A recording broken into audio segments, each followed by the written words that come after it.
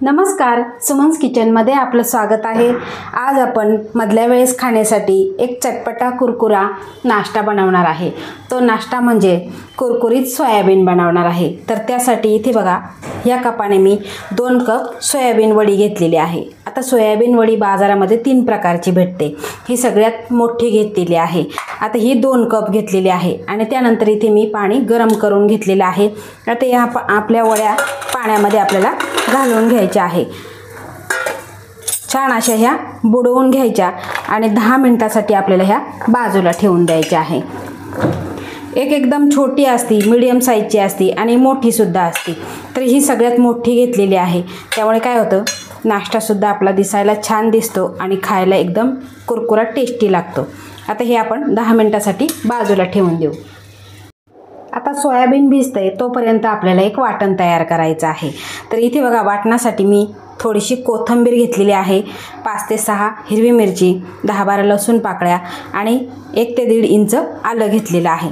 आता हे आपल्याला पाणी न घालता वाटून घ्यायचं आहे। खूप जास्त आपल्याला साहित्य लागत नाही, अगदी थोड्याच साहित्यामध्ये एकदम टेस्टी आणि कुरकुरा आपला नाश्ता तयार होतो।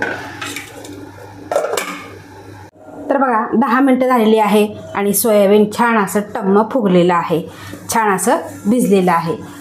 आता यातलं पाणी आपल्याला सगळं काढून टाकायचं आहे।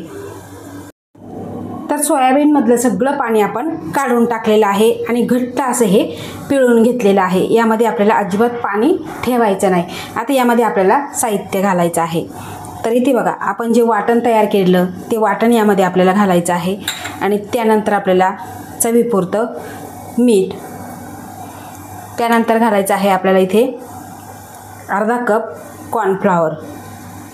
आता यामध्ये तुम्ही तांदळाचं पीठ सुद्धा घालू शकता आणि कलरसाठी आपण घेतलेला आहे इथे पाव चमचा लाल कलर।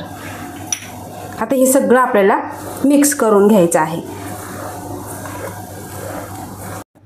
तर आपण कलर, मीठ, कॉर्नफ्लॉवर जे वाटण तयार केलेलं ते सगळं ह्या सोयाबीनला हलक्या हाताने लावून घेतलेलं आहे, कारण ज्या ओलेपणामध्येच हे सगळं मिक्स होतं आणि छान असं याला कोट होऊन जातं। खूपही एकदम जोर लावून याला मिक्स करायचं नाही, नाहीतर याचे तुकडे होऊ शकतात आणि सोयाबीन हे जास्तसुद्धा भिजवायचं नाही, नाहीतर काय होतं, त्याचा लगदा होतो। आता इथे आपलं तेल गरम झालेलं आहे आणि गॅसची फ्लेम आपल्याला मीडियम ठेवायची आहे आणि त्यामध्ये आपल्याला हे एक सोयाबीन सोडून घ्यायचे आहे।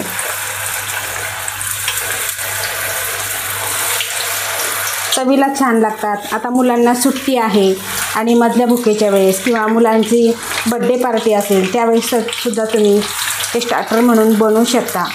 अतिशय छान लागतं आणि मुलांना कुरकुरीत पदार्थ हे फारच आवडतात, तर त्यांच्यासाठी जरूर करून बघा। लहानांपासून मोठेसुद्धा आवडीने खातील असा हा पदार्थ आहे। आता गॅसची फ्लेम आपण मीडियम केलेली आहे आणि 3 ते 4 मिनिटे आपण हे फ्राय करून घेणार आहे। त्यामुळे काय होतं, आतपर्यंत तेल जातं आणि छान असा कुरकुरीतपणा येतो। तर 4 मिनिटांनंतर तुम्ही इथे बघू शकता, खमंग असे तळलेले आहे आणि रंग तुम्ही बघू शकता आणि एकदम हलके फुलके झालेले आहे, कुरकुरीत झालेले आहे आणि सगळे वरती तरंगलेले आहे। आता हे आपण काढून घेऊ आणि बाकीचे राहिलेले सुद्धा अशा पद्धतीने तळून घेऊ।